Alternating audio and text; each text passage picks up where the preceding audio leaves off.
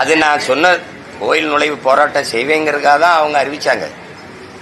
ஒரு அரசு இவ்வளவு வலிமை பெற்ற இதை விட கொடுமை.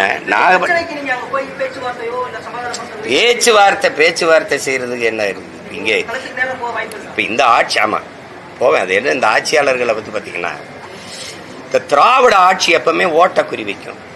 நாட்டை பத்தி கவலைப்படாது, மக்களை பற்றி கவலைப்படாது. இப்ப இங்க எதை பண்ணா இந்த சாதி ஓட்டு போயிடும், இங்க போனா இந்த சாதி ஓட்டு போயிடும். அதே தான் வேங்கை வாசல்லையும் அதே தான் பண்ணிச்சு. இப்ப நாகப்பட்டினத்துல ஒரு உயர் சாதி சுடுகாட்டு வழியே தாழ்ந்த சாதிக்கார ஒரு மகன் இறந்துட்டாரு. அந்த சுடுகாட்டு வழியே அவர் உடலை எடுத்துட்டு போக விடல. அது ரொம்ப கலவரமாச்சு. அப்ப மாவட்ட ஆட்சியர் போய் மாற்று பாதை தாரேன், அதுல கொண்டு போங்கன்னு தான் சொன்னார். வெளியே போங்க, யார் தடுக்கிறான்னு பாப்போம்னு சொல்லு. அப்ப அரசே தீண்டாமையை வச்சிருக்கு. இது நினைச்சா என்ன பண்ணிட முடியும் சொல்லுங்க? வாக்கு செலுத்துறதுக்கு துணை ராணுவ படையை கொண்டாந்து வச்சுக்கிட்டு, காவல்துறை வச்சுக்கிட்டு எங்களை பாதுகாப்பா வாக்கு செலுத்த வைக்கிற நீங்க எங்களை பாதுகாப்பா வழிவிட வைக்க முடியாத?